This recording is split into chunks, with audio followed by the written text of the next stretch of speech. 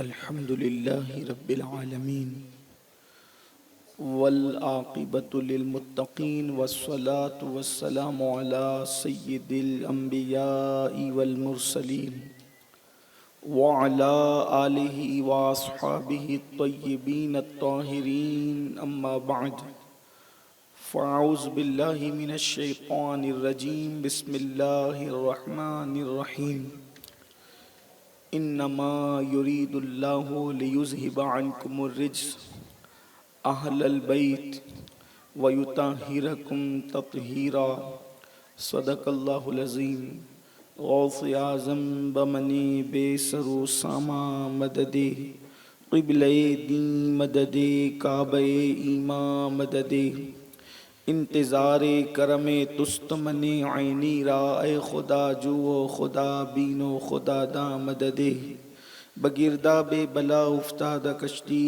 ضعیفانو شکستہ را تو پشتی بحق کے خواجہ عثمان ہارون مدد کن مدد کن مدد کن یا معین الدین چشتی۔ ممبر پر رونق افروز استاذ گرامی قدر حضرت علامہ اسماعیل یار الوی صاحب و جمیع علماء کرام رفقاء دعوت عرش مقام سادات کرام حاضرین محفل السلام علیکم ورحمۃ اللہ وبرکاتہ۔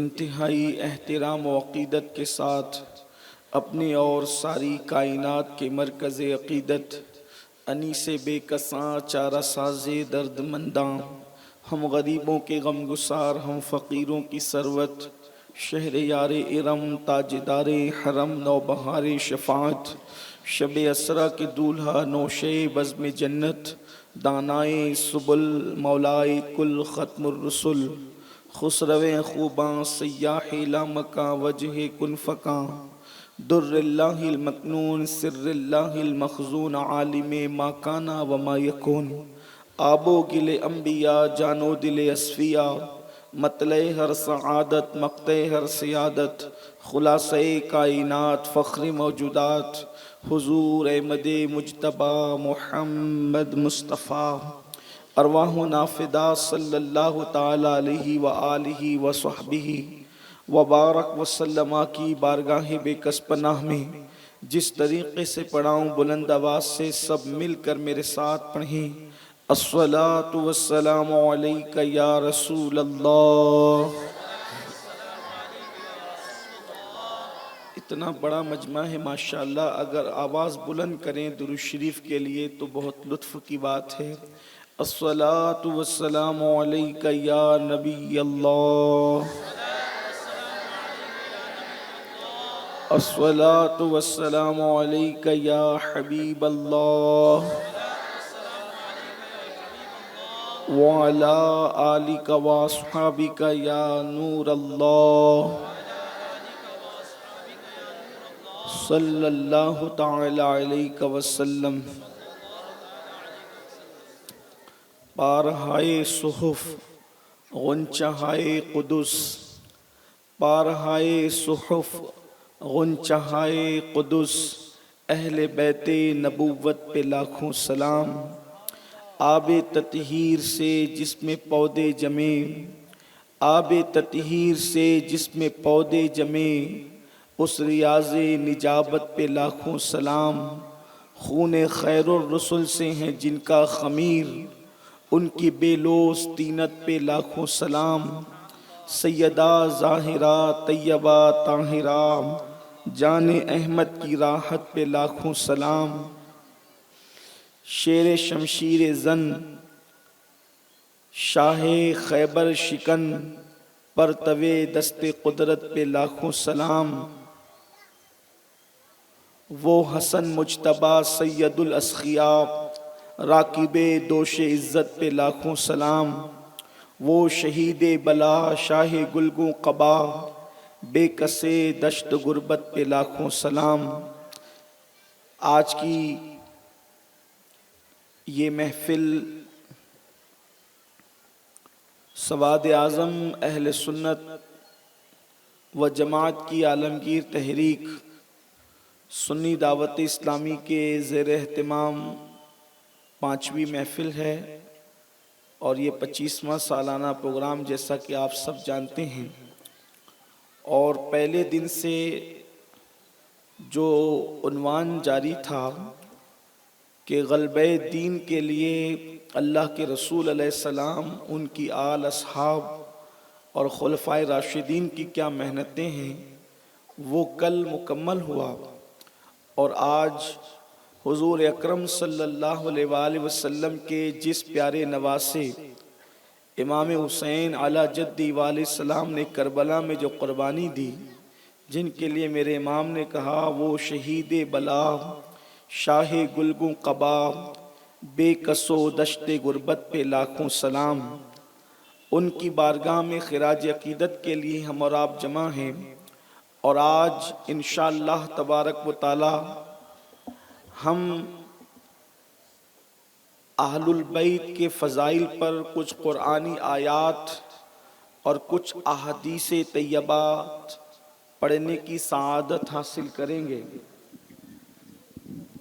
ہماری محفل میں پیر سید وجیہ الدین قادری صاحب، پیر سید شاہ نور صاحب گیلانی اور پیر سید زید میاں صاحب گیلانی یہ حضرات تشریف لانے، ان کا استقبال کریں۔ نعرہ تکبیر، نعرہ رسالت، نعرہ رسالت، نعرہ حیدری، سادات کرام، سادات کرام، ذکر تاجدار کربلا۔ سادات کرام کی آمد ہمارے لیے باعث خیر و برکت اور محفل کی قبولیت کی ضمانت۔ ایک بار بلند آواز سے درود شریف پڑھ لیں۔ اللہم صلی علی سیدنا و مولانا محمد معدن الجود والکرم و آلہ و صحبہ و بارک وسلم صلاۃ و سلام علیک یا رسول اللہ۔ عاشقوں کی طرح ایک بار بلند آواز سے درود شریف پڑھیں۔ اللہم صلی علی سیدنا و مولانا محمد معدن الجود والکرم و آلہ و صحبہ و بارک وسلم صلاۃ و سلام علیک یا جد الحسن والحسین وعلی آلک و اصحابک یا جد الغوث الثقلین صلاۃ و سلام علیک یا رسول اللہ یا حبیب اللہ صلی اللہ تعالی علیہ وسلم۔ تو بات یہ عرض کی جا رہی تھی کہ آج انشاءاللہ تعالی اہل البیت کے فضائل پر کچھ قرآنی آیات اور احادیث پیش کی جائے گی۔ اللہ تبارک و تعالی حق کہنے، حق سننے اور حق پر عمل کرنے کی ہم سب کو توفیق خیر عطا فرمائے۔ جس امام علی مقام علی جدی علیہ السلام نے میدان کربلا میں قربانی دی اور آپ نے محنت کی، ظاہر سی بات ہے کہ کسی بھی ایسی شخصیت جس نے کوئی کام کیا ہو تو صرف اس کا کام نہیں دیکھا جاتا بلکہ اس کا خاندانی بیک گراؤنڈ بھی دیکھا جاتا ہے۔ اس لیے کہ انسان کارنامہ کوئی انجام دے دے، اگر اس کا خاندان بہت اچھا نہیں ہے اور اس کا خاندانی بیک گراؤنڈ بہت اچھا نہیں ہے تو اس کے کارنامے کو تو لوگ تحسین کی نگاہ سے اور عزت کی نگاہ سے دیکھتے ہیں، لیکن وہ خاندانی داغ اس کا کارنامہ اس کو مٹا نہیں سکتا۔ داغ بہرحال داغ ہوتا ہے، کتنا بھی بڑا انسان کارنامہ انجام دے، اور اگر کوئی بندہ ایسا کارنامہ انجام دے کہ کارنامہ بھی بڑا ہو اور خاندانی بیک گراؤنڈ بھی بہت بڑا ہو تو پھر اس کے بعد بات ہی کچھ الگ ہوتی ہے۔ اور یہ سنت الہیہ ہے کہ اللہ تبارک و تعالیٰ نے اپنے دین کی حفاظت و صیانت کے لیے جن ہستیوں کو کھڑا کیا ان سب کا خاندانی بیک گراؤنڈ بڑا مضبوط تھا۔ آپ اٹھا کر کے دیکھیں، اسی لیے انبیاء کرام جتنے خاندانوں میں آتے رہے ہر نبی کا نسب اعلیٰ اور اونچا تھا۔ نسب انبیاء کرام کا اور لوگوں کے نسب سے اعلیٰ رہا، ان کا حسن اور لوگوں کے حسن سے اعلیٰ رہا، ان کا علم اور لوگوں کے علم سے اعلیٰ رہا، اور پھر اللہ تبارک و تعالیٰ نے سید الانبیاء مصطفیٰ جان رحمت صلی اللہ علیہ وآلہ وسلم کو بنو ہاشم میں پیدا فرمایا، تو جو نسب رسول اللہ صلی اللہ علیہ وآلہ وسلم کا تھا وہی نسب سیدنا امام حسین رضی اللہ تعالیٰ عنہ کا تھا۔ اور پھر اہل البیت، ان کے لیے خاص اللہ تبارک و تعالیٰ نے امت کو، امت محمدیہ کو محبت کا حکم عطا فرمایا۔ قرآن مقدس میں اللہ پاک ارشاد فرماتا ہے قُلْ لَا أَسْأَلُكُمْ عَلَيْهِ أَجْرًا إِلَّا الْمَوَدَّةَ فِي الْقُرْبَى، اے محبوب آپ فرما دے کہ میں تم سے کوئی اجر اور اجرت طلب نہیں کرتا سوائے اس کے کہ تم میری اہل البیت سے، میری آل سے محبت کرو۔ جب یہ آیہ کریمہ نازل ہوئی تو صحابہ کرام نے عرض کیا یا رسول اللہ صلی اللہ علیہ وآلہ وسلم، اس آیہ کریمہ میں جن سے اللہ نے ہمیں محبت کا حکم دیا ہے وہ کون لوگ ہیں؟ تو اللہ کے رسول علیہ السلام نے فرمایا وہ علی ہیں، وہ فاطمہ ہیں، وہ حسن اور حسین اور ان کی اولاد ہیں۔ اللہ نے ان کی محبت کو تمہارے لیے لازم قرار دیا ہے۔ اہل البیت کے لیے قرآن میں اللہ پاک ارشاد فرماتا ہے انما یرید اللہ لیذھب عنکم الرجس اہل البیت ویطہرکم تطہیرا، کہ اے نبی کے گھر والوں، اللہ تبارک و تعالیٰ نے یہ ارادہ فرما لیا ہے کہ تم سے ہر نجاست کو، گندگی کو، پلیدی کو دور کر کے تمہیں پاک اور ستھرا کر دے۔ اہل بیت کو اللہ رب العزت نے ہر ناپاکی، ہر گندگی اور ہر نجاست سے پاک اور ستھرا کر دیا ہے، اور ان کے لیے اللہ تبارک و تعالیٰ نے آیہ تطہیر نازل فرمائی۔ اسی لیے حضرت شیخ محی الدین ابن عربی اپنی کتاب میں لکھتے ہیں کہ اہل البیت رسول اللہ کے گھر والے جو ہیں اللہ رب العزت نے ان کو گناہوں سے بھی محفوظ فرما لیا ہے، ان کی حفاظت فرما لی ہے، اس لیے کہ گناہ کی نجاست سے بڑھ کر کے اور کون سی نجاست ہو سکتی ہے؟ اللہ تبارک و تعالیٰ نے کبائر سے ان کو محفوظ فرما لیا ہے۔ اسی لیے تو آپ دیکھیں جن کے لیے آیہ تطہیر نازل ہوئی ہے، اللہ اکبر، جب اللہ کے رسول علیہ السلام نے ارشاد فرمایا کہ مسجد نبوی میں جن جن کے دروازے کھلتے ہیں سب کے دروازے بند کر دیے جائیں، اب مسجد نبوی میں صرف دو دروازے کھلیں گے، ایک تو نبی کا دروازہ ہوگا اور ایک تو علی کا دروازہ ہوگا۔ علی کو حالت جنابت میں بھی مسجد نبوی سے گزرنے کی اجازت ہوگی، حالانکہ جنابت کی حالت میں کوئی مسجد میں، عام مسجد میں نہیں جا سکتا، تو مسجد نبوی میں کیسے جا سکتا ہے؟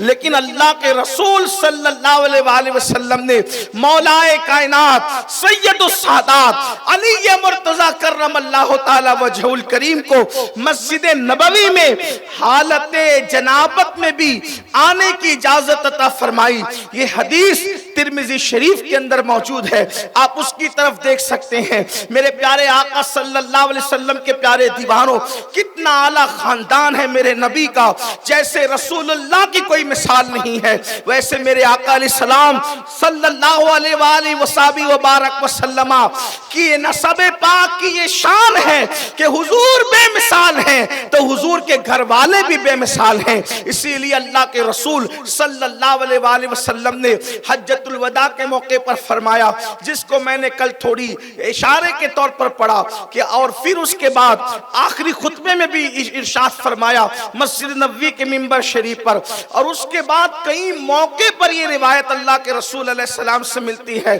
کہ میں تم میں دو بھاری چیزیں چھوڑ کر کے جا رہا ہوں۔ اللہ کے رسول علیہ السلام ارشاد فرماتے ہیں میں تم میں دو بھاری چیزیں چھوڑ کر کے جا رہا ہوں، جب تک تم اس کو پکڑے رہو گے گمراہ نہیں ہو سکتے۔ اللہ کے رسول علیہ السلام نے فرمایا گمراہ نہیں ہو سکتے۔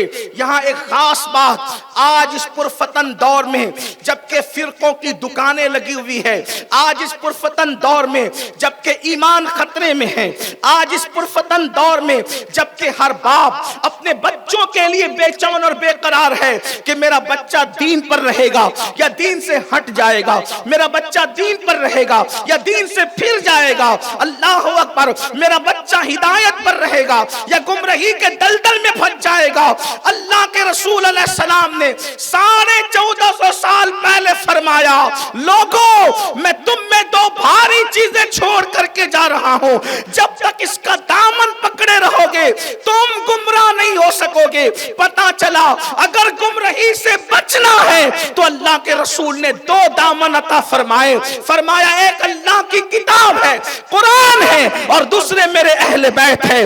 کتاب اللہ کو مضبوطی سے پکڑو اور اہل البیت کا دامن مضبوطی سے پکڑو، دنیا کی کوئی طاقت تمہیں گمراہ نہیں کر سکتی، تم کبھی گمراہی کی طرف نہیں جا سکتے۔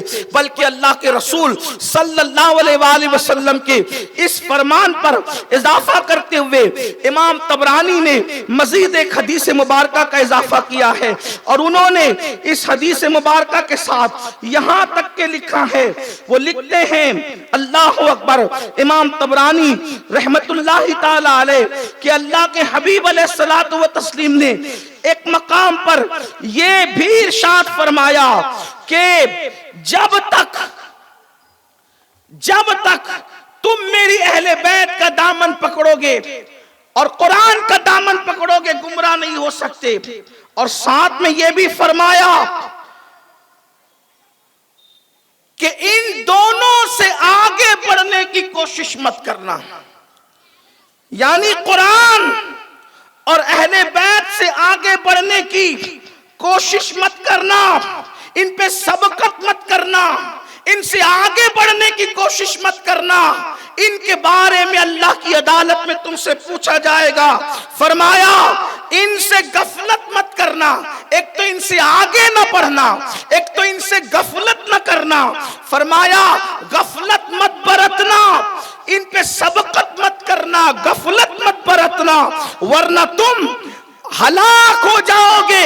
اور یہ بھی ساتھ میں فرمایا، امام طبرانی فرماتے ہیں ان سے سیکھنا، میری اہل بیت سے سیکھنا، ان کو سکھانے کی کوشش مت کرنا، اور فرمایا اے لوگوں میری اہل بیت علم کے معاملے میں تم سے زیادہ جاننے والی ہے۔ اور ایک مقام پر امام اہل سنت سیدی اعلی حضرت فتاوی رضویہ شریف میں حدیث نقل کرتے ہیں کہ اللہ کے رسول علیہ الصلوۃ والتسلیم نے فرمایا جو ان کو آگے کر کے، جو ان کو پیچھے کر کے آگے بڑھے گا، حضور کی اہل بیت کو پیچھے کر کے آگے بڑھے گا، قیامت کے دن اس کا چہرہ سیاہ ہوگا، وہ کالا منہ لے کر کے اٹھے گا۔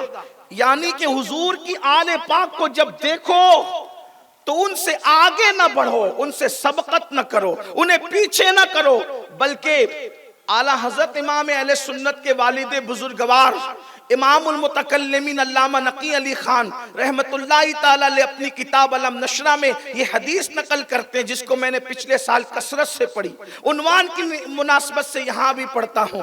پہلے میں آپ کے سامنے ایک روایت قاضی شہاب الدین دولت آبادی کی تفسیر ہے، تفسیر بحر المواج، یہ حضرت شیخ شہاب الدین عمر سہرورد، حضرت شیخ شہاب الدین دولت آبادی، عمر سہروردی نہیں بلکہ شیخ شہاب الدین دولت آبادی، شیخ شہاب الدین دولت آبادی کون ہے؟ قاضی شہاب الدین دولت آبادی، یہ مخدوم اشرف جہانگیر سمنانی کے خلیفہ ہیں۔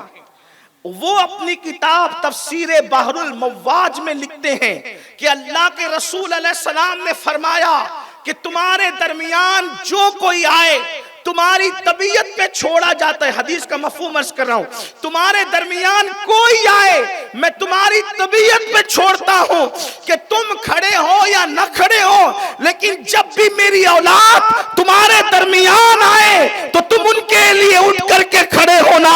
اور ایک مقام پر فرمایا میری اہل بیت کو اپنے درمیان وہی مقام دیا کرو جو تم اپنے پورے جسم میں سر کو مقام عطا کرتے ہو۔ اب امام المتکلمین المتکلمین کا وہ بیان سنے. وہ حدیث میں حدیث پاک نقل کرتے ہیں. قاضی شہاب الدین دولت آبادی کی روایت کردہ وہ حدیث آپ نے سن لی, بیان کردہ وہ حدیث سن لی کہ محفل میں کوئی آئے, تمہاری طبیعت ہے کھڑے ہو یا بیٹھے رہو, لیکن جب آل مصطفیٰ کو دیکھنا, آل رسول کو دیکھنا, اہل البیت کو دیکھنا تو تمہیں اٹھ کر کھڑے ہونا چاہیے. اور پھر امام المتکلمین حدیث نقل کرتے ہیں کہ اللہ کے رسول فرماتے ہیں جو میری اہل بیت کو دیکھ کر, جو میری اولاد کو دیکھ کر تعظیم کے لیے کھڑا نہ ہو, اللہ تبارک و تعالی اس کو لا علاج بیماری میں مبتلا فرما دے گا, وہ لا علاج بیماری کا شکار ہوگا. آج لوگ کہتے ہیں مولانا تکلیفیں کیوں ہیں, لا علاج بیماریاں کیوں ہیں, مصیبتیں کیوں ہیں, بلائیں کیوں ہیں؟ تو اللہ کے رسول نے پہلے بتا دیا اگر لا علاج بیماری سے بچنا ہے تو اہل البیت کی تعظیم کے لیے اپنے آپ کو تیار کر لو. اپنے علم پر, اپنے نسب پر, اپنی دولت پر, اپنی جوانی پر, اپنے حسن پر گھمنڈ مت کرو.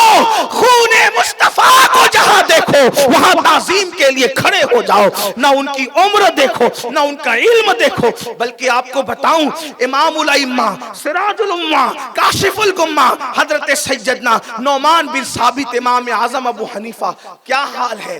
امام عبدالوہاب شعرانی فرماتے ہیں کہ امام اعظم درس دیتے دیتے ایک بار کئی مرتبہ اٹھ اٹھ کر کے کھڑے ہوئے. تو کسی نے کہا بار بار درس کے درمیان کیوں اٹھ کر کھڑے ہوتے تھے؟ تو امام اعظم فرماتے ہیں ان بچوں میں ایک سید کا بچہ کھیل رہا تھا, میں نے سوچا کہ حضور کی آل کھڑی رہے اور نعمان کیسے بیٹھا رہے. کھیلتے کھیلتے وہ سامنے آتے تو امام اعظم ان کی تعظیم کے لیے کھڑے ہو جاتے. توجہ فرمائے, یہ حال ہے. تو عرض یہ کر رہا تھا ہمیں محبت اہل بیت کا حکم دیا گیا اور اللہ کے رسول علیہ السلام نے ارشاد فرمایا. اب ایک اور بات اہل البیت کے حوالے سے, آقا علیہ السلام فرماتے اگر تم چاہتے ہو کہ تمہاری عمر میں برکت ہو, تم چاہتے ہو کہ تمہارے مال میں برکت ہو, تو تم میری اہل بیت سے محبت کرو. اور فرمایا جنت میں وہی جائے گا, اللہ کے رسول علیہ السلام فرماتے جنت میں وہی جائے گا جس کے دل میں ایمان ہوگا. اور ایمان تمہارے دل میں اس وقت تک نہیں ہو سکتا جب تک کہ مجھ محمد کو تم اپنی جان سے زیادہ محبت نہ کرو, پیار نہ کرو, عشق نہ کرو. اور پھر فرمایا میری محبت اس کے دل میں قرار نہیں پکڑ سکتی جب تک وہ میری اہل بیت سے محبت نہ کرے. یعنی کہ اگر آپ اہل البیت کے چاہنے والے بن رہے ہیں تو آپ کے لیے لازم ہے کہ پہلے اللہ اکبر رسول اللہ سے عشق سے پہلے آپ حضور اکرم صلی اللہ تبارک و تعالی علیہ وآلہ وصحبہ وبارک وسلم کی اہل البیت کے حوالے سے سوچے کہ آقا فرما رہے کہ میری محبت قرار نہیں پکڑ سکتی اس دل میں جب تک میری اہل بیت کی محبت نہ ہو. اور ایک مقام پر اللہ کے رسول صلی اللہ علیہ وآلہ وسلم فرماتے ہیں عرش کے نیچے کچھ لوگوں کو جگہ دی جائے گی قیامت کے دن. سب سے پہلے عرش کے نیچے جس گروپ کو اور جس گروہ کو پہنچایا جائے گا وہ گروہ اور گروپ ہوگا جو میری اہل بیت سے دنیا میں محبت کرنے والا تھا. اور پھر اللہ کے حبیب صلی اللہ علیہ وآلہ وسلم ارشاد فرماتے ہیں اللہ اکبر, آقا کریم صلی اللہ علیہ وسلم فرماتے, ترمذی شریف کی حدیث ہے کہ جو مجھ سے, فاطمہ سے, علی سے, حسن سے, حسین سے, ہم سے محبت کرے گا میری اہل بیت سے اور مجھ سے محبت کرے گا, جنت کے جس درجے میں میں محمد رہوں گا اسی درجے میں ان کو بھی رکھا جائے گا. اور بلکہ دوسری حدیث میں تو اور خوبصورت بات ہے, حضور کی بات ہی سب خوبصورت ہے. ایک مرتبہ اللہ کے رسول علیہ السلام حجرہ فاطمۃ الزہرا میں موجود ہے, حضرت مولا مشکل کشا آرام کر رہے ہیں. آقا فرماتے فاطمہ تو اور یہ جو سویا ہوا ہے وہ یعنی مولا علی اور حسن اور حسین جیسے آج ہم ایک جگہ ہیں ویسے جنت میں بھی ایک ہی جگہ ہوں گے. جب 5 تن یعنی پنجتن ایک ساتھ رہنے کی بات ہوئی تو کریم باپ کی کریم شہزادی نے کہا بابا ہم تو ایک ساتھ ہوں گے لیکن جو دنیا میں ہم سے محبت کرتے وہ کہاں ہوں گے. تو آقا نے فرمایا فاطمہ جہاں ہم ہوں گے وہیں پر ہم سے محبت کرنے والے بھی داخل کیے جائیں. وہ کیا مزے ہوں گے اگر کسی کو عالم کا پڑوس مل جائے، ڈاکٹر کا پڑوس مل جائے، وکیل کا پڑوس مل جائے دنیا میں، تو وہ کہتا ہے میں کتنا خوش نصیب ہوں کہ ایسے اچھوں کے پڑوس میں رہتا ہوں۔ اللہ اکبر، جنت میں اس کا پڑوس ملے گا جو مالک جنت ہے، جو اللہ کا محبوب ہے، مصطفیٰ جان رحمت کا پڑوس ملے گا۔ اور بات کتنی ہے، وہ تو نہایت سستا سودا بیچ رہے ہیں جنت کا، ہم مفلس کیا مول چکائیں، اپنا ہاتھ ہی خالی ہے۔ نبی اور آل نبی سے جس کے دل میں سچی محبت ہوگی، آقا فرماتے ہیں جس درجے میں میں محمد رہوں گا جنت میں، اسی درجے میں ہم سے محبت کرنے والوں کو بھی رکھا جائے۔ حضور کا درجہ کیا ہوگا، کس درجے میں اللہ کے رسول علیہ الصلوۃ والتسلیم ہوں گے، اس درجے کا کوئی اندازہ تو کرے۔ اس درجے کے بارے میں بہت تفصیل کے ساتھ کسی مقام پر بیان کیا جا چکا ہے۔ ایک اور آپ کو بات عرض کروں، قرآن مقدس کی ایک آیت ہے، وَقِفُوهُمْ إِنَّهُمْ مَسْئُولُونَ۔ اللہ پاک ارشاد فرماتا ہے، آیت پاک ہے کہ ان کو روکا جائے، وَقِفُوهُمْ، ان کو روک دیا جائے، إِنَّهُمْ مَسْئُولُونَ، اور ان سے سوال کیا جائے۔ علامہ ابن حجر لکھتے ہیں اس آیہ مبارکہ کے بارے میں پوچھا گیا کہ لوگوں کو روک کر کے کیا پوچھا جائے گا؟ جنت میں جانے سے پہلے لوگوں کو روکا جائے گا، رکو، سب جواب دے دیا گیا، ابھی ایک جواب اور باقی ہے۔ انہم مسئولون، ان سے پوچھو، کیا پوچھا جائے گا؟ ابن حجر لکھتے ہیں کہ تفسیر میں آتا ہے کہ اللہ تبارک و تعالیٰ فرمائے گا ان کو روکو اور ان سے پوچھو، سوال کرو۔ وہ سوال کیا ہوگا جس کے لیے روک دیا جائے گا؟ وہ سوال یہ ہوگا کہ اللہ کے رسول نے دنیا میں اپنی اہل بیت سے جو محبت کا تمہیں حکم دیا تھا، تم نے اس محبت کا حق کیا ادا کیا؟ اگر تم نے محبت کی ہوگی تو تمہارے لیے جنت کے دروازے کھول دیے جائیں گے، اور اگر محبت سے جی چرایا ہوگا، امام حسین کی بجائے یزید کا سپورٹ کیا ہوگا، اس جنگ کو سیاسی جنگ کہہ کر ہلکا کرنے کی کوشش کی ہوگی، اہل البیت کے معاملے میں فضائل اہل بیت سن کر کے منہ اترتے ہوں گے، چہرے چڑھتے ہوں گے، پیشانیوں پر بل آتے ہوں گے، اور اللہ اکبر، ہر ننگے دھڑنگوں کی فضیلتیں تو ہضم ہوگی، لیکن اہل البیت کا ذکر سن کر کے دلوں کے اندر جو ہے وہ عجیب قسم کی کدورتیں اور نفرتیں ہوگی، محبت اہل بیت ہضم نہیں ہوگی۔ ایسے لوگوں کا انجام کیا ہوگا؟ ایسے لوگوں کا ٹھکانہ کیا ہوگا؟ اللہ اکبر، لوگوں، یہ دنیا ہے، دنیا، اس دنیا میں تو نچنیوں کو بھی شہرت ملتی ہے، اس دنیا میں تو سیاسی لیڈروں کو بھی شہرت ملتی ہے، اس دنیا میں تو مالداروں کے بھی سکے چلتے ہیں۔ دنیا میں کسی کا سکہ چل جائے مگر واللہ قیامت میں صرف اور صرف محمد آل محمد کا سکہ چلے گا۔ وہاں تو وارے نیارے انہی کے ہوں گے جنہوں نے رسول اللہ سے وفا کی ہوگی اور ان کی آل سے وفا کی ہوگی۔ سبحان اللہ، سبحان اللہ۔ یہاں تو کچھ بھی چلتا ہے، چلتا رہے گا۔ اللہ اکبر، وہاں کس کے جھنڈے بلند ہوں گے، وہاں کس کے پرچم بلند ہوں گے، وہاں کس کی محبت پر صلے ملیں گے؟ اہل البیت کی۔ بلکہ آپ کو بتاؤں، اللہ اکبر، امام ابو یوسف نبہانی رحمت اللہ علیہ لکھتے ہیں کہ تیمور لنگ، اس کی موت واقع ہوئی، انتقال ہو گئی۔ بھئی بادشاہ لوگ جو ہوتے ہیں تو بادشاہ لوگ اچھے کام بھی کرتے ہیں، برے بھی کرتے ہیں، تو بادشاہوں کے لیے ہم کچھ بات، ان کی ہر بات کی تائید نہیں کر سکتے، نہ ہر بات کی مخالفت کر سکتے، لیکن تیمور لنگ کا جب انتقال ہوا، اس کو موت آئی، تو مرنے کے بعد، اس کی موت کے بعد، اس کے کسی قریبی بچپنے کے دوستوں نے اس کو خواب میں دیکھا۔ تو خواب میں کیا دیکھا؟ رسول اللہ صلی اللہ علیہ وسلم جلوگر ہیں، حضور علیہ السلام کی جلوگری ہے، اور حضور کے قدموں میں تیمور لنگ بیٹھا ہوا ہے۔ تو اس کے دوستوں جو اس کے کردار سے واقف تھا، اس نے کہا، او اللہ کے دشمن، او دشمن خدا، تجھے یہ مقام کیسے ملا کہ تو حضور کے قدموں میں بیٹھا ہوا ہے؟ تو اس نے جواب دیا، بلکہ اس نے جواب نہیں دیا۔ اللہ اکبر، امام یوسف نبہانی لکھتے ہیں کہ اس سے پوچھا کہ خدا کے دشمن، تجھے یہ مقام کیسے ملا کہ تو حضور کے قدموں میں بیٹھا، یہ مرتبہ تجھے کیسے؟ حضور علیہ السلام کے قدموں میں بیٹھنا کیا چیز ہے؟ خدا کی عزت کی قسم، جنت سے بڑی نعمت ہے حضور کے قدم ناز۔ حضور علیہ السلام کے قدم ناز جنت سے بڑی چیز ہے. وجہ اس لیے کہ حضرت استاد زمن حضور کے تلووں سے لگنے والی نالین کے بارے میں لکھ رہے ہیں کہ جو سر پہ رکھنے کو مل جائے نالے پاک حضور تو پھر کہیں گے کہ ہاں تاجدار ہم بھی ہیں. آپ کہیں گے جنت سے بہتر کیسے کہہ دیا حضور کے قدموں کو؟ ہم نے کہا جب ماں کے قدموں میں جنت ہے تو رسول اللہ کے قدموں کا حال کیا ہوگا؟ سبحان اللہ سبحان اللہ.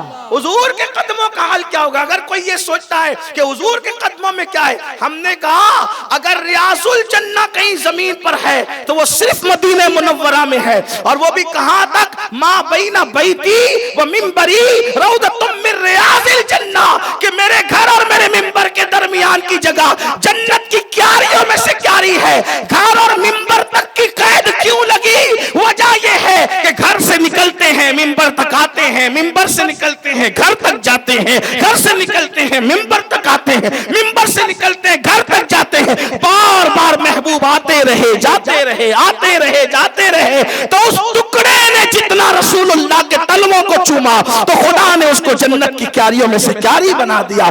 تو جس کے تلوے چوم کر جنت کا ٹکڑا، دنیا کا ٹکڑا زمین کا جنت کی کیاری بن جاتا ہے. اور اس کے لیے تو کسی فرقے کو اختلاف نہیں ہے، سب وہاں 2 رکعت پڑھنے کے لیے مرتے ہیں، بھاگتے ہیں، دوڑتے ہیں، کوششیں کرتے، کاوشیں کرتے. سوچو تو صحیح، جو ٹکڑا حضور کے تلوے کو چوم لے اس کی یہ شان ہے، تو قدم ناز مصطفیٰ کی شان کا عالم کیا ہوگا؟ اللہ اکبر. میرے امام ان قدموں کی شان بیان کرتے کہتے تیرے قدموں میں جو ہے غیر کا منہ کیا دیکھے، کون نظروں پہ چڑھے دیکھ کے تلوہ تیرا. اللہ اکبر. اور تیمور لنگ کو قدم ناز رسول میں دیکھ کر او خدا کے دشمن تو رسول اللہ کے قدموں میں کیسے بیٹھا؟ تو حضور نے جواب دیا یہ دنیا میں میری آل سے محبت کرتا تھا اس لیے اس کو یہ مقام عطا کر دیا گیا کہ مرنے کے بعد حضور کے قدموں میں ہے. نعرہ رسالت، شان اہل بیت. اسی لیے ہمارے بزرگوں نے ہمیں اہل بیت سے محبت کرنے کا حکم دیا. اور ایک بات یاد رکھیں، کوئی کچھ بھی کہے، ہم نے بزرگوں کا رستہ نہیں چھوڑنا، بزرگوں کی راہ نہیں چھوڑنا، اہل بیت سے جڑے رہنا. آج کل ایک عجیب سا پیٹرن چلا ہوا ہے کہ جس کو لوگ اہل البیت سے محبت کرتے دیکھتے ہیں تو اس کو ڈرانے دھمکانے کے لیے کہتے ہیں یہ رافضی ہو گیا،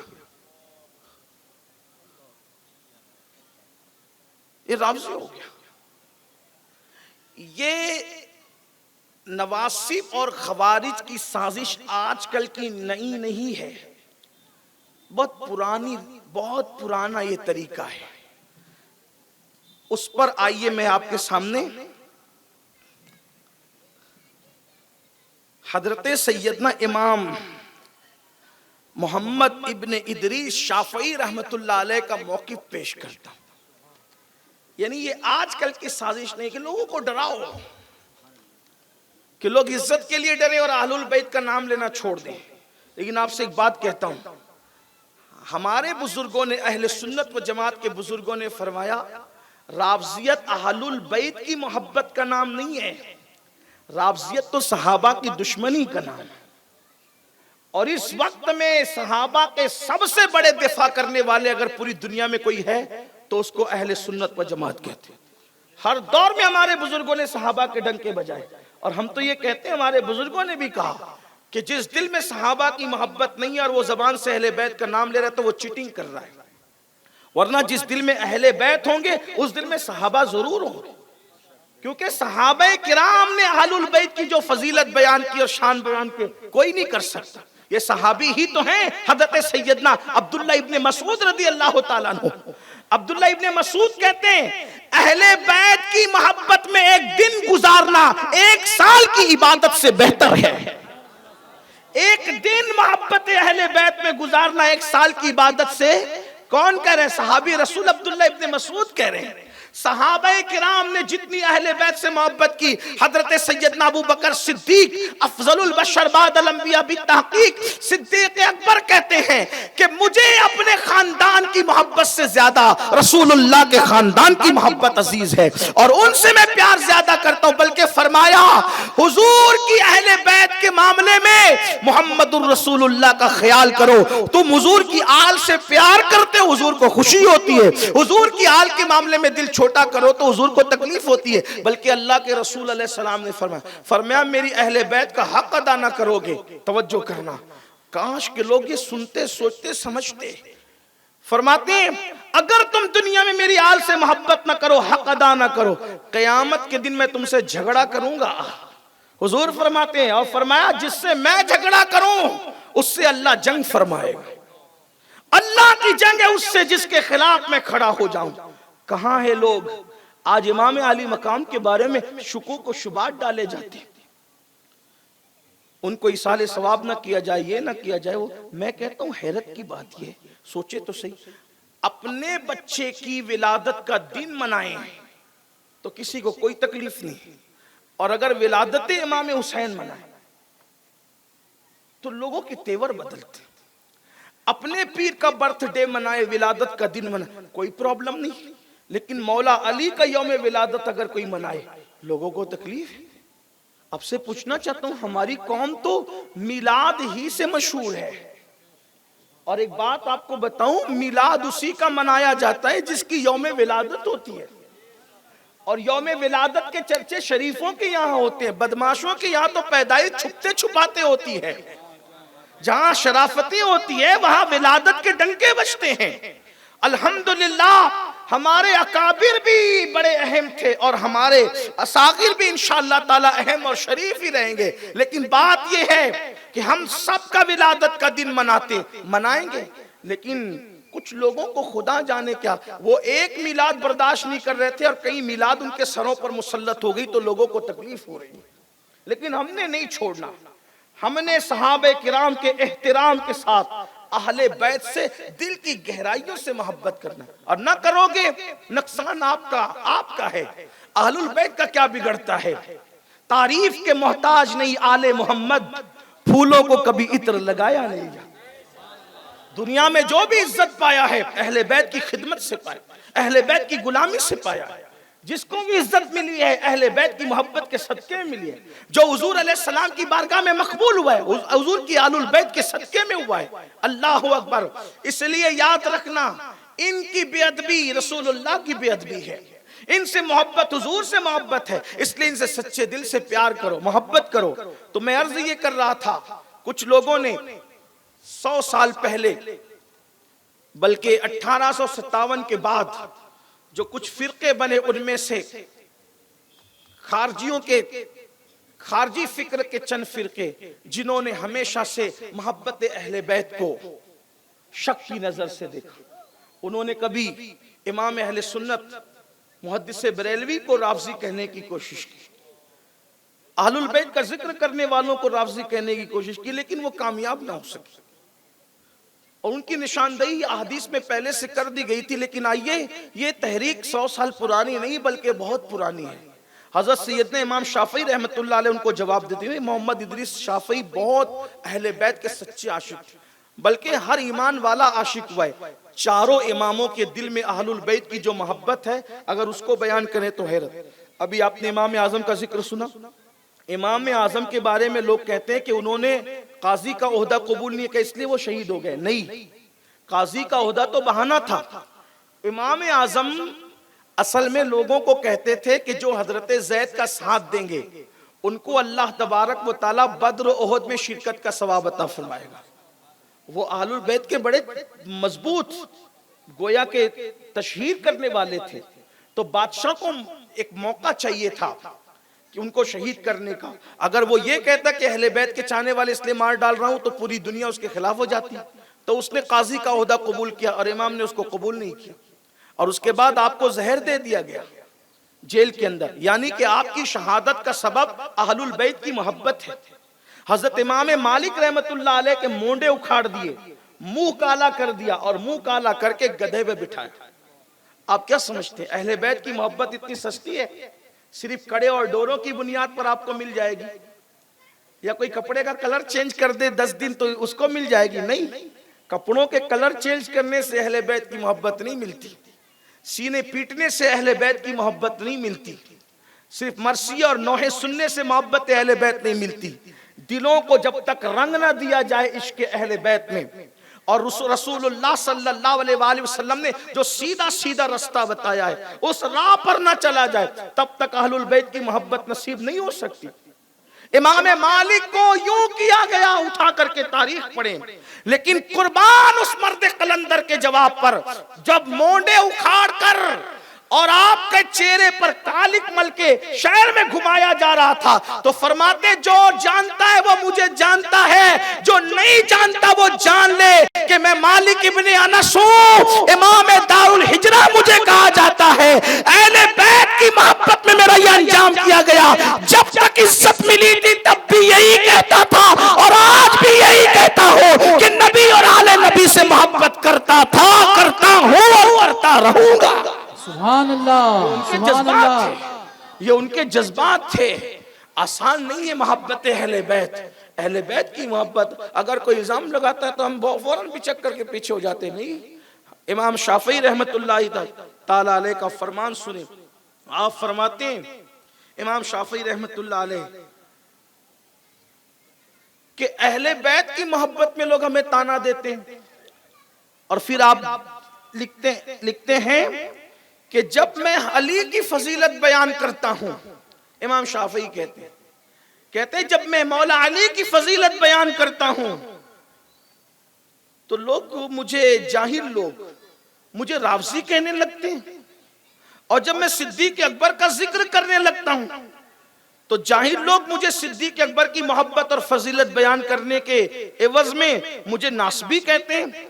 آپ فرماتے ہیں واللہ، اب دیکھو سنیت بیان ہو، اصل سنیت بیان ہو رہی ہے، کہا کہ میں علی کی فضیلت بیان کروں تو لوگ مجھے رافضی کہتے ہیں، جاہل لوگ۔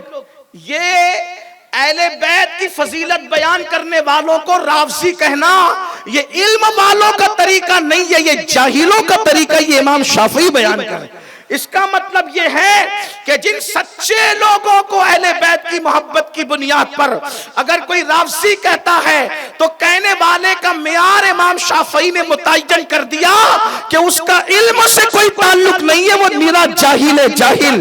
اور جو صدیق اکبر کی فضیلت کو سن کر کسی کو ناسبی کہے اس کا علم سے تعلق نہیں ہے، جاہل ہے، جاہل۔ اب امام شافعی اپنا عزم بیان کرتے، کہتے واللہ مجھے رافضی کہو یا ناسبی کہو، یہ دونوں محبت کو میں چھوڑ نہیں سکتا جب تک کہ میں ریت کے اندر دفن نہ کر دیا جاؤں، یعنی جب تک دنیا میں رہوں گا بہت شان سے ڈنکے کی چوٹ پر علی کے فضائل بھی پڑھتا رہوں گا، لیکن علی کی فضیلت پڑھنے میں صدیق کی توہین نہیں کروں گا۔ جو فضائل صدیق کے بیان کیے گئے ہیں، صدیق اکبر کا مرتبہ بھی بیان ہوگا اور مولا علی کا مرتبہ بھی بیان ہوگا۔ اسی کو 14ویں صدی کے میرے مجدد نے کہا ہے، اہل سنت کا ہے بیڑا پار، اصحاب حضور نجم ہے اور ناؤ ہے اطرت رسول اللہ۔ سبحان اللہ، سبحان اللہ۔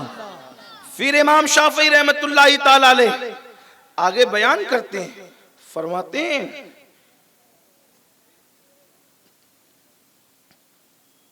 کہ اہل بیت کی منقبت یا فضیلت سننے سے کچھ لوگ گریز کرتے ہیں،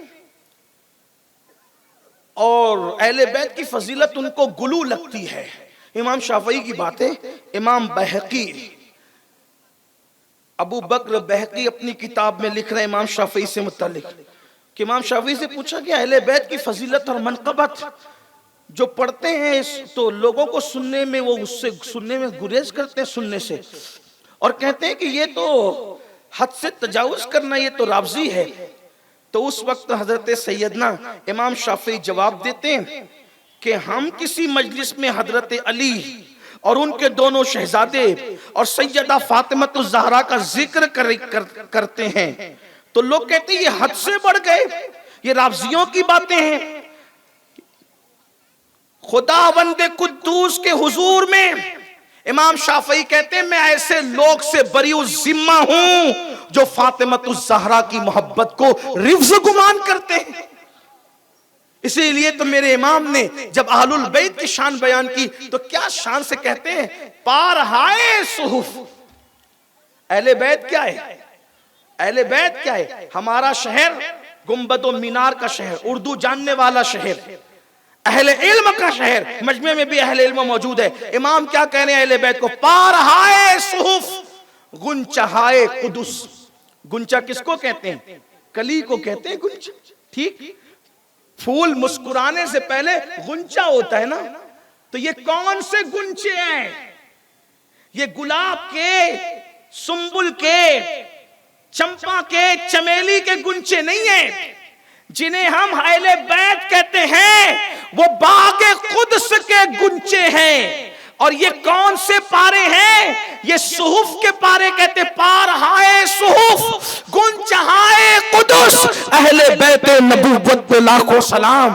اور کہتے ہیں یہ بنے کیسے؟ تو کہتے ہیں خون خیر الرسول سے ہے جن کا خمیر، جو اللہ نے جس خمیر سے ان کو بنایا ہے تو ان کے خمیر کے اندر خیر الرسول کا خون شامل ہے۔ اور کہتے ہیں ان کی بے لوث طینت پہ لاکھوں سلام۔ اور کہتے ہیں جب کوئی باغ سجتا ہے تو کسی نہ کسی پانی سے سجتا ہے، جب کسی باغ میں بہار آتی ہے تو اس میں پانی ڈالا جاتا ہے، تو اہل بیت کو کے پودوں کو کون سا پانی دیا گیا؟ تو کہتے ہیں آب تطہیر سے، جس میں پودے جمے، اس ریاض نجابت پہ لاکھوں سلام۔ اور جب سیدہ پاک کی بات آتی ہے تو کہتے ہیں مچل کر کہتے سیدہ ظاہرہ طیبہ طاہرہ، سیدہ ظاہرہ طیبہ طاہرہ، جان احمد کی راحت پہ لاکھوں سلام۔ وہ احمد مجتبی جو سب کے دلوں کا چین ہے، فرش والے ہو یا عرش والے ہو، ان کی وجہ سے سب کو چین ملتا ہے۔ اگر اس محمد الرسول اللہ کے دل کا کوئی چین ہے، کوئی راحت ہے، تو اسے حسنین کی امی جان سیدہ فاطمہ کہا جاتا ہے۔ وہ جان احمد کی راحت ہے، مصطفیٰ جان رحمت کی کوئی راحت ہے تو اسے سیدہ فاطمہ الزہرا کہا جاتا ہے۔ انشاءاللہ کل ہم سیدہ پاک پر گفتگو کریں گے۔ تو عرض یہ کر رہا تھا، پھر امام شافعی رحمت اللہ علیہ آگے لکھتے ہیں، آگے سنیے امام شافعی کہتے ہیں، لوگ کہتے ہیں شافعی تو رافضی ہو گیا، تو امام شافعی اب جواب دیتے ہیں ہرگز نہیں، ہرگز نہیں، میرا دین رفض نہیں اور نہ ہی میرا عقیدہ رافضیت ہے، لیکن کسی شک و شبہ کے بغیر یہ میں ضرور کہتا ہوں کہ میں بہتر امام، بہتر ہادی سے محبت کرتا ہوں، اور رفض اور رافضیت سے میرا کوئی تعلق نہیں، لیکن وہ بہتر امام اور ہادی کون ہے؟ اسی کو علی ابن ابو طالب کہتے ہیں۔ پھر امام شافعی کہتے ہیں، فرماتے ہیں سوار، اے سواری کرنے والے سوار، تو مینا کی وادی میں ٹھہر جاؤ، مسجد خیف جو مینا کی مسجد ہے اس میں رہنے والے صبح کے وقت چلنے والوں کو آواز دو، جبکہ حاجی مینا کی طرف جانے لگے، جیسے دریائے فرات معجزن ہے، یعنی جیسے دریائے فرات میں طغیانی ہے، ویسے محمد ابن ادریس کے دل میں اہل بیت کی محبت کا سمندر ڈھانٹے مار رہا ہے۔ اس پر جن اور انسان کو میں گواہ کرتا ہوں۔ یہ سیدنا امام شافعی رحمت اللہ تعالی علیہ کا نظریہ ہے۔ اللہ اکبر۔ میرے آقا صلی اللہ علیہ وآلہ وسلم کے پیارے دیوانوں، حضرت سیدنا علی خواص، حضرت سیدنا علی خواص یہ صوفیہ کے اکابرین میں شمار کیے جاتے ہیں۔ وہ فرماتے ہیں اہل بیت اور سادات کا ہم پہ حق ہے کہ ہم ان پر صرف جسم قربان نہ کریں بلکہ اپنی روحیں قربان کر دیں۔ کیوں روحیں قربان کریں؟ کیونکہ اہل بیت کے جسم میں جو خون ہے وہ رسول اللہ کا خون ہے، اور جو گوشت ہے وہ مصطفیٰ جان رحمت کے خون سے ترتیب پایا ہے اور وہ سرایت کیے ہوئے ہیں۔ پھر اس کے بعد فرماتے ہیں حضرت سیدنا علی خواص رحمت اللہ تعالی علیہ کہ ان پر اپنی روحیں قربان کرو گے، ان کی محبت میں قربان ہو جاؤ گے تو تم خسارے میں نہیں رہو گے بلکہ اللہ تبارک و تعالیٰ تمہیں خسارے سے نجات عطا فرما دے گا۔ اللہ کے رسول مصطفیٰ جان رحمت صلی اللہ علیہ وآلہ وسلم ارشاد فرماتے ہیں جب تک میری امت میری اہل بیت سے محبت کرتی رہے گی، جب تک میری امت میری اہل بیت سے محبت کرتی رہے گی، میری امت جو ہے وہ اللہ اکبر متحد رہے گی. اور جب میری اہل بیت سے محبت کرنا چھوڑ دیں گے تو پھر اللہ اکبر خاندان خاندان بٹے گا، قبیلہ قبیلہ بٹے گا، لوگوں کے اندر فتنے پیدا ہوں گے، لوگ اختلاف اور انتشار کا شکار ہوں گے. آج کون نہیں چاہتا گھروں میں اتحاد ہو؟ آج کون نہیں چاہتا گھروں میں محبتیں ہو؟ آج کون نہیں چاہتا گھروں میں پیار ہو؟ آج کون نہیں چاہتا گھروں میں الفتیں ہو؟ میرے آقا صلی اللہ علیہ وسلم کے پیارے دیوانوں، اگر گھروں کو متحد رکھنا ہے، محلوں کو متحد رکھنا ہے، خاندان کو متحد رکھنا ہے تو ان سے محبت کرو نا جن سے اللہ کے رسول نے محبت کرنے کا حکم دیا. آقا علیہ السلام فرماتے ہیں میرے بعد تم ضرور آزمائے جاؤ گے کہ تم میری اہل بیت کے ساتھ کیا سلوک کرتے ہو. آقا علیہ السلام فرماتے ہیں میرے بعد میری اہل بیت کے معاملے میں تم میرے خلیفہ بننا، یعنی جیسے مجھے محبت کرتے دیکھتے ہو ویسے تم میری اہل بیت سے محبت کرنا. اللہ کے رسول صلی اللہ علیہ وآلہ وسلم کے شہزادے حضرت سیدنا امام جعفر صادق سے کسی نے پوچھا، اللہ کا فرمان ہے، اللہ ارشاد فرماتا ہے وَاعْتَصِمُوا بِحَبْلِ اللَّهِ جَمِيعًا وَلَا تَفَرَّقُوا، اللہ کی رسی کو مضبوطی سے پکڑ لو اور فرقوں میں مت بٹو، فرقہ واریت کا شکار مت ہو جانا، خدا کی رسی کو مضبوطی سے پکڑنا. تو بتائیے اللہ کی رسی کیا ہے؟ تو امام جعفر صادق کہتے ہیں اللہ کی عزت کی قسم، اللہ کی رسی جسے کہتے ہیں وہ ہم اہل بیت ہیں. اہل البیت اللہ کی رسی ہے. اللہ کی رسی پکڑنا ہے تو اہل بیت کا دامن پکڑو. آئیے یہاں پر ایک بات اور عرض کروں، اہل بیت سے تم جو کرو گے اس کا اثر ڈائریکٹ انڈائریکٹ سیدنا علی مرتضیٰ، سیدہ فاطمہ اور رسول اللہ تک پہنچتا ہے. آئیے اس کو سنیں. امام شبلنجی رحمت اللہ علیہ بہت بڑے امام، ان کی آنکھیں نابینا ہو گئی تھی، آنکھیں چلی گئی تھی، آنکھیں نابینا ہو گئی تو انہوں نے اللہ سے دعا کی تھی، منت مانی تھی، اللہ اگر میری آنکھیں لوٹ کر آ گئی تو میں اہل بیت کی شان میں ایک کتاب لکھوں گا، اہل بیت کی شان میں ایک کتاب لکھوں گا. علامہ مومن شبلنجی رحمت اللہ علیہ نے یہ دعا کی تھی اور اہل بیت کی شان میں کتاب لکھنے کی دعا کی تو اللہ نے ان کی آنکھیں لوٹا دی. تو انہوں نے ایک کتاب لکھی، اس کا نام ہے نور الابصار، آنکھوں کا نور. اور پھر انہوں نے اہل سنت کے دستور کے مطابق کتاب تو اہل البیت پہ لکھی لیکن خلفائے راشدین کو پہلے بیان کیا. اللہ کے رسول علیہ السلام کا ذکر کیا، خلفائے راشدین بڑے خوبصورت لب و لہجے میں کی. اور ہمارا اہل سنت کا طریق یہی ہے کہ جب ہم اہل البیت کا ذکر کرتے ہیں تو بطور تبرک برکت کے لیے صحابہ کا ذکر بھی کرتے ہیں تاکہ اہل بدعت اور اہل سنت میں فرق ہو جائے. ہمارا وطیرہ بھی جیسا کہ آپ بھی ہمیں دیکھ رہے ہیں، 25 سال سے دیکھ رہے ہیں الحمدللہ، جب بھی ذکر اہل بیت کی محفل سجتی ہے کہیں نہ کہیں درمیان میں ذکر صحابہ ہم ضرور کرتے ہیں. اور یاد رکھنا مجبور ہو کر نہیں کرتے، مسرور ہو کے کرتے ہیں کیونکہ وہ ہمارا مسلک ہے. کسی کے خوف سے نہیں کرتے، اپنے ایمان کے شوق سے کرتے ہیں کیونکہ وہ ہمارا مسلک ہے. اور آپ کو بھی کہتے ہیں صحابہ اور اہل بیت ہمیں کسی ایک کا بھی دامن نہیں چھوڑنا کیونکہ اللہ کے رسول علیہ السلام نے فرمایا میرے اہل بیت کشتی نوح کی طرح، مثال اہل بیتی کسفینۃ نوح، مثال میری اہل بیت کشتی نوح کی طرح، مثال اہل بیتی کسفینۃ نوح، میری اہل بیت کشتی نوح کی طرح. اب جو اس میں سوار ہو گیا وہ نجات پا گیا، جو پیچھے رہ گیا ہلاک.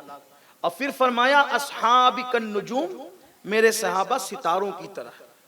دیکھو دونوں کو حضور علیہ السلام نے جوڑ کر بیان کیا، حالانکہ حدیث تو الگ الگ ہے لیکن دونوں کو جوڑا کس طرح سے کہ صحابہ ستاروں کی طرح اور اہل البیت کشتی نوح کی طرح. تو جب اندھیرے میں کشتیاں چلتی تھی تو سمندروں کے اندر تو نہیں ہوتا نا کہ ممبئی اتنا کلومیٹر، ایسا تو نہیں ہو سکتا نا، وہاں تو کوئی کھمبا نہیں کر سکتا نا. پھر اس دور کی بات ہے، اس دور میں تو روڈوں پر بھی جو ہے وہ پتھر نہیں تھے کہ فلاں علاقہ اتنا کلومیٹر. تو کشتیاں اندھیرے میں کیسے منزل کی طرف بڑھے گی؟ تو اس کے لیے وہ ستاروں کو دیکھ کر کے رستہ طے کرتے تھے. تو حضور اشارہ دے رہے ہیں کشتی اہل بیت میں بیٹھنا تو میرے ابو بکر کو دیکھنا، میرے عمر کو دیکھنا، میرے عثمان کو دیکھنا، میرے بلال کو دیکھنا، میرے خالد کو دیکھنا، میرے سعید کو دیکھنا، میرے سعد کو دیکھنا، میرے طلحہ کو دیکھنا، میرے زبیر کو دیکھنا، ابو عبیدہ کو دیکھنا، میرے اصحاب کو دیکھتے چلے جانا اور رستہ ہدایت کو طے کرتے چلے جانا، منزل پر پہنچ جاؤ. تو ہمیں صحابہ کرام کا ذکر اپنی اولاد کو بھی سنا ہے. بڑی قربانیاں آپ کل سے پہلے، آج سے پہلے جب وہ سن چکے سارے جب وہ محفلوں کے اندر. تو امام شبلنجی نے اہل البیت کی فضیلت پر یہ نور الابصار لکھی. اس میں انہوں نے ایک واقعہ لکھا، جتنا مجھے یاد آ رہا ہے میں اس کو بطور مفہوم پیش کر رہا ہوں. وہ لکھتے ہیں کہ ایک مغرب کے علاقے کا ایک آدمی حج کو جا رہا تھا. توجہ کرنا، جو صحیح النسب سادات عند اللہ جو سادات ہیں ان سے محبت، اہل البیت سے محبت ہمیں کس مقام پر لے جاتی. تو مغربی حج کو جا رہا تھا، تو ایک صاحب جو اہل البیت سے محبت کرتے تھے، سادات سے محبت کرتے تھے، انہوں نے کچھ نذرانہ دیا اور نظر دے کر کے کہا کہ یہ لے جانا اور مدینے کے جو صحیح النسب سادات ہیں ان کو پیش کر دیں. جو آل رسول ہیں سادات ان کو پیش کر دیں.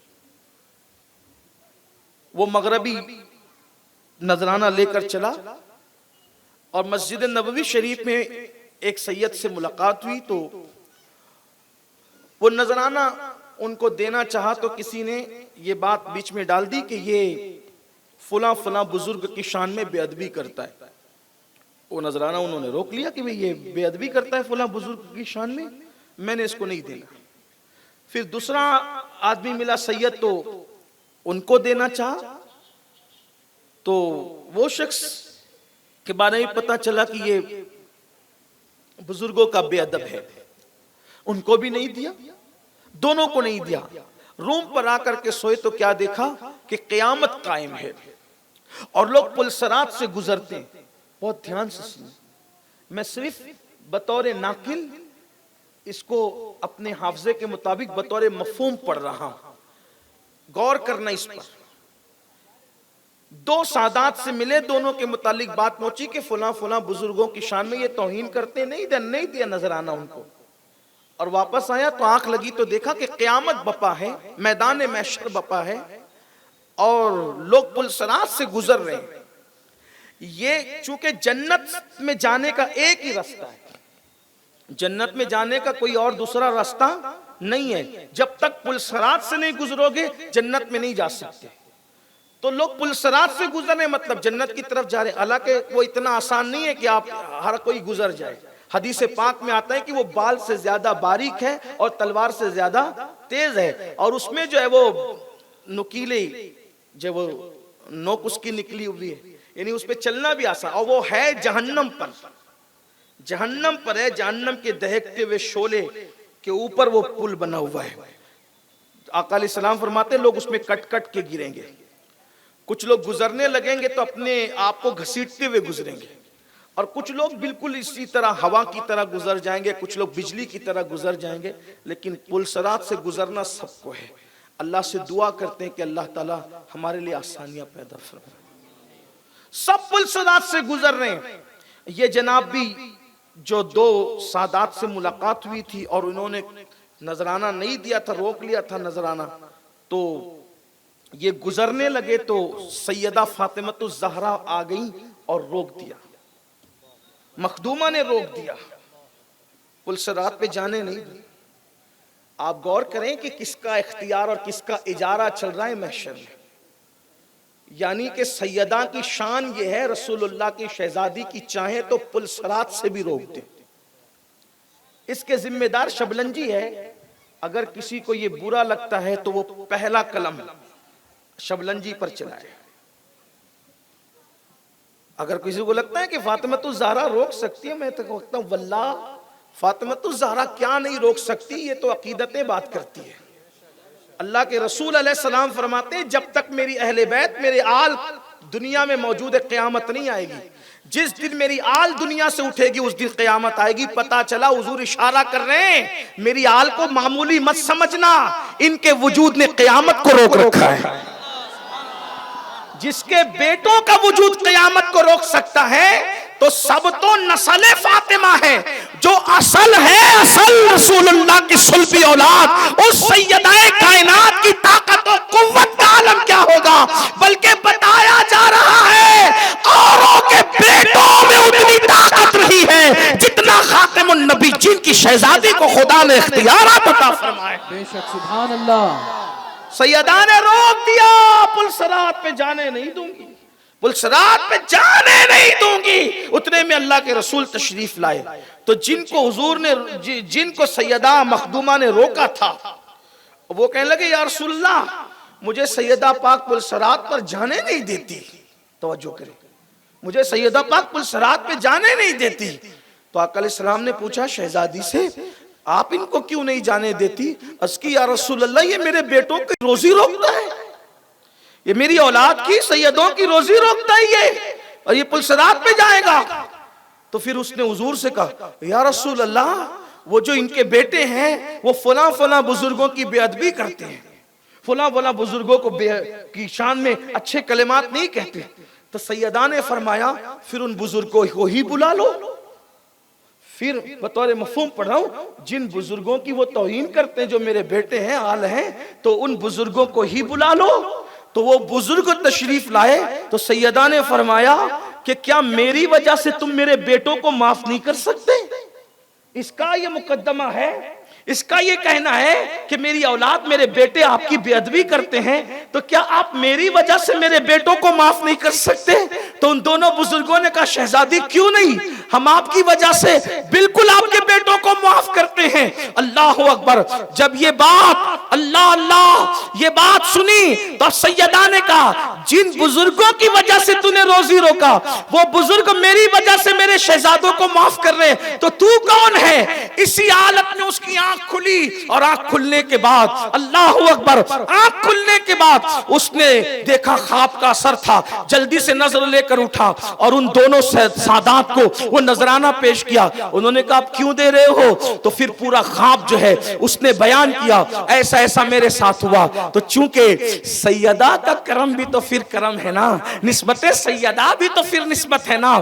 میرے امام فتاوی رضویہ شریف میں لکھتے ہیں کہ جو عند اللہ سادات ہے، عند اللہ، اگر آپ برا نہیں مانے تو ذرا عند اللہ کو میں تھوڑا واضح کر دوں۔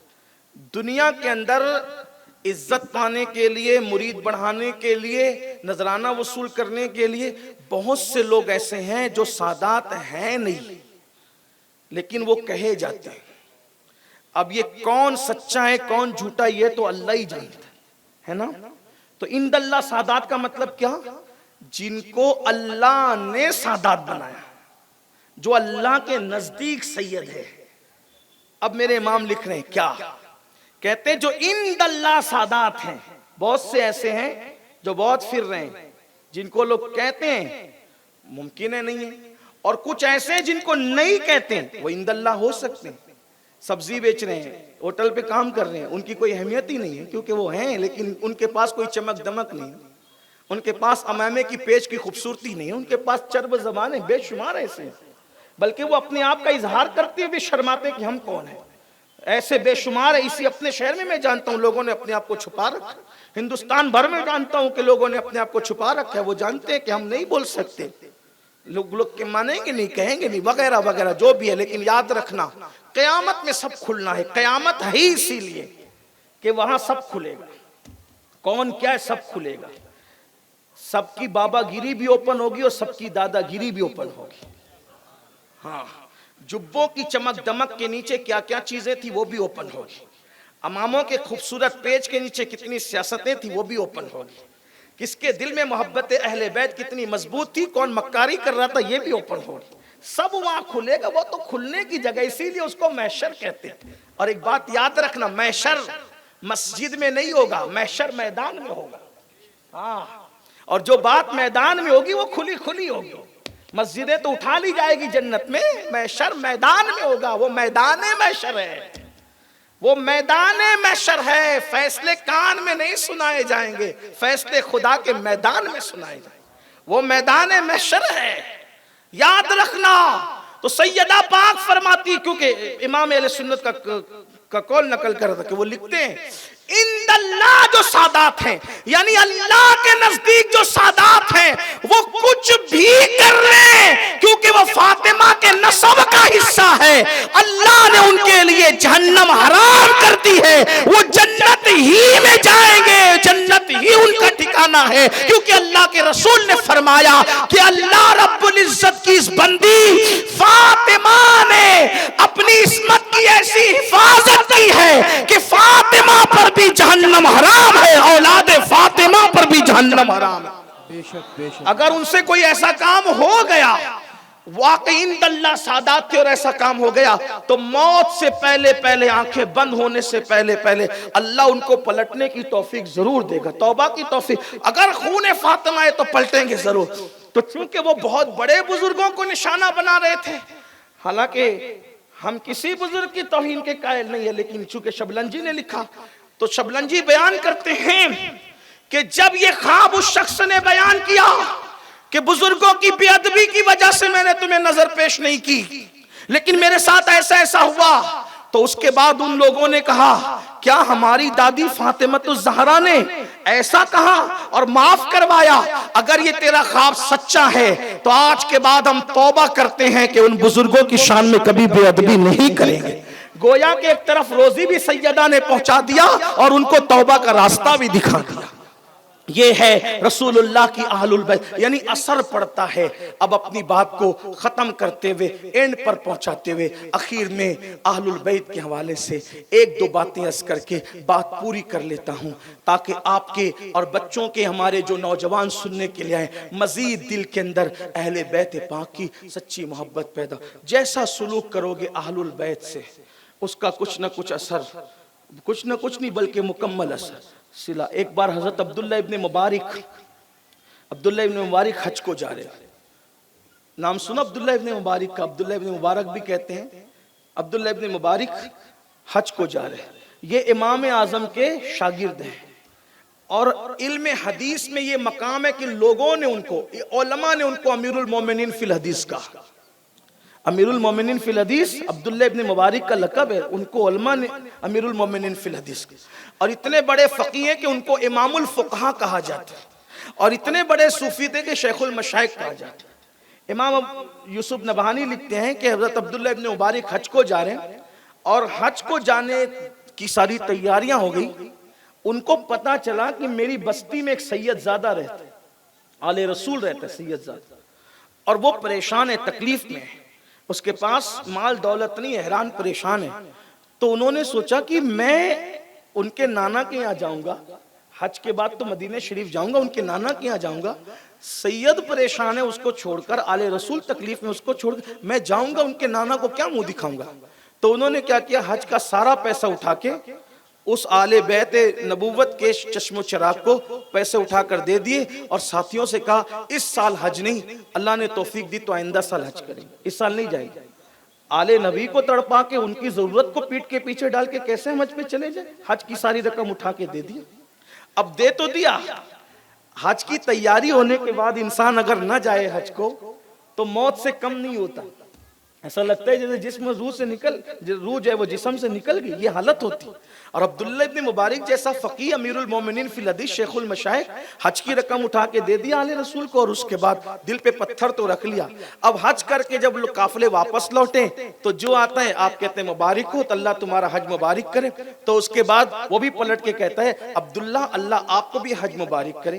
آپ پریشان ہوتے ہیں، ہر بندہ آپ کو مبارکباد دے رہے، تو آپ کہتے ہیں، سوچتے دماغ میں، دل میں، اللہ میں تو حج کو گیا نہیں، جو آتا ہے مجھے مبارکباد پیش کرتا ہے، حج کی یادیں دلاتا ہے، ارکان کی یادیں دلاتا ہے۔ تو عبداللہ مبارک اسی سوچ میں تھے کہ سو گئے، خواب میں فرشتے کی زیارت ہوئی، اور کہنے والا کہہ رہا ہے عبداللہ تو نے میرے نبی کی آل کو حج کا پیسہ اٹھا کر کے دیا نا، تو اس کا انعام تجھے یہ ملا کہ اللہ نے تیرے ہم شکل ایک فرشتہ پیدا کیا، اور تجھے انعام یہ دیا کہ وہ فرشتہ قیامت تک تیری طرف سے حج کرتا رہے گا اور تجھے اس کا ثواب ملتا رہے گا۔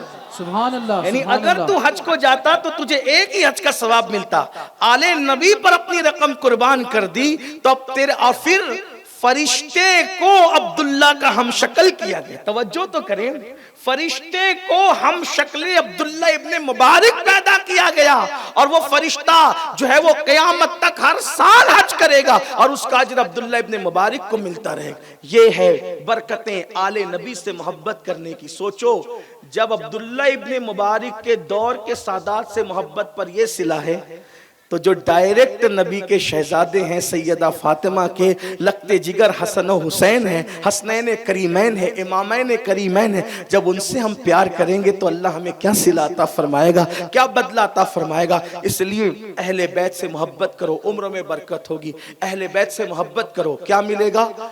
مال میں برکت ہوگی. اہل بیت سے محبت کرو، اتحاد باقی رہے گا تمہارے خاندان میں. اہل بیت سے محبت کرو. آقا فرماتے ہیں، امام راضی حدیث لائیں کہ اہل بیت سے محبت کرو گے تو ایمان پر خاتمہ نصیب ہوگا. اہل بیت سے محبت کرو گے مرو گے کہیں بھی شہادت کی موت نصیب ہوگی. اہل بیت سے محبت کرو گے ایسے جنت میں ڈالا جائے گا لے جا کر کے جیسے دلہن کو دولہا کے گھر سجا کر لے جایا جاتا ہے. اہل بیت سے محبت کرو گے تو حساب نہیں ہوگا، انشاءاللہ بے حساب جنت میں داخل کیا جائے گا. اہل بیت سے محبت کا صلہ کیا چاہیے، اور پھر کتنا بڑا صلہ، اور جنت بھی کہاں ملے گی. آقا فرماتے جس درجے میں میں محمد رہوں گا اسی درجے میں جو وہ اہل بیت سے محبت کرنے والے رہیں گے. اسی لیے صحابہ ہو، اہل البیت، صحابہ ہو، تابعین ہو، تبع تابعین ہو، ائمہ مجتہدین ہو، اولیاء کاملین ہو، سب نے سچی محبت کی اہل بیت سے، اور اہل سنت کا یہی وتیرہ رہا. اسی لیے امام عبد الوہاب شارانی لکھتے ہیں کہ کم سے کم اہل بیت کی محبت میں اتنی کرتا ہوں جتنے مصر کے والی کی محبت کی جاتی ہے اور تعظیم کی جاتی ہے. فرماتے ہیں اہل البیت کے افراد میں سے اگر کوئی کسی عورت کو طلاق دے دے تو ادب کی وجہ سے اس سے نکاح نہ کرنا. اہل البیت کے افراد اگر زمین پہ بیٹھے ہوں تو تم اوپر نہ بیٹھنا، جو ان کے بیٹھنے کی جگہ ہے ان کی جگہ پہ نہ بیٹھنا. ان کو نام لے کر کے نہ پکارنا، ان کے نام نہیں لینا، نام لے کے نہیں پکارنا. ایک مرتبہ امام اہل سنت سیدی اعلیٰ حضرت کے یہاں ایک سید صاحب رہتے تھے، کسی شخص نے ان کا نام لے کر کے پکار لیا. نام لے کے پکارا تو امام نے ان کو بلایا اور بلا کے کہا کہ سید صاحب کا تو نام لے کے پکارتا ہے، کبھی مجھے دیکھا کہ میں نے نام لے کر کے پکارا؟ تو پڑھنے آیا، علم حاصل کر رہا ہے، اور تو اس طرح سید کا نام لے کے پکارتا ہے؟ یہ بے ادبی ہے سادات کی. نام لے کے نہیں پکارنا ان کو. کیا کبھی مجھے پکارتے دیکھا؟ تو پھر انہوں نے معافی تلافی طلب کیا، معافی طلب کی کہ آئندہ نام نہیں لیں گے. امام اہل سنت نے یہ ادب سکھایا. اہل البیت کا ادب 14ویں صدی میں ہم امام احمد رضا محدث بریلوی کے یہاں جو دیکھتے ہیں وہ ایک انفرادی شان ہے. آپ عید کی نماز پڑھتے تھے تو عید کی نماز پڑھ کر اس وقت تک کبھی اپنے ماں باپ کو بھی سلام نہیں کیا جب تک کہ نبی کے خانوادوں کے شہزادوں کو سلام نہ فرمائے. پہلے عید کی مبارکباد پہلی سادات کو، پہلے سادات کو عید کی مبارکباد، اس کے بعد والدین کو. یہ تعظیم تھی. یہ پھر اللہ نے ان کو شان بھی عطا کی، ان کو مقام بھی عطا کیا، ان کو مرتبہ بھی عطا کیا. آج لوگ کہتے ہیں آپ لوگ امام احمد رضا کا تذکرہ کیوں کرتے ہیں؟ ہم کہتے ہیں نہیں دیکھتے نبی اور آل نبی کا احترام کیسے کیا، نبی اور آل نبی کی تعظیم کیسے کی. اگر بات آ گئی ہے تو میں اپنی بات، حالانکہ ٹائم ہو چکا اور آپ کو روزانہ آنا ہوتا ہے، میں بہت اختصار کے ساتھ امام اہل سنت کی ایک بات آپ کے سامنے پیش کروں. آپ کو اندازہ ہوگا، آپ کو پتہ چلے گا. امام اہل سنت رحمت اللہ تعالی علیہ جب حضور علیہ السلام کی میلاد کرتے تھے بہت اہتمام سے کرتے. حضور کی میلاد یعنی ولادت کی محفل رکھتے تھے تو بہت اہتمام سے رکھتے. مجھے حالانکہ جس کو جو رکھنا وہ رکھے، لیکن اہتمام کرنا چاہیے، اس میں تعظیم زیادہ ہے. کبھی کبھی کچھ لوگ جو ہے وہ میلاد رکھتے تو ہیں لیکن اس میں اہتمام نہیں کرتے. جتنا اہتمام کرو اتنی تعظیم.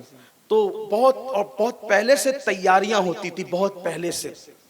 محلے میں ایک سید صاحب رہتے تھے، سب کو دعوت دی، ان کو نہیں دی کیونکہ وہ سید صاحب شراب پیتے. انسان ہے، شراب پیتے تھے، ان کو دعوت نہیں. ان کے یہاں چھوٹی چھوٹی بچیاں تھی سید صاحب کے یہاں. تو کھانے کی خوشبو جب محلے میں اٹھی، کیونکہ اہتمام بہت تھا، امام اہل سنت جاگیردار گھرانے سے تعلق رکھتے، بہت مالدار تھے، اللہ نے مال دیا تو، اور بہت اہتمام بھی کرتے تھے.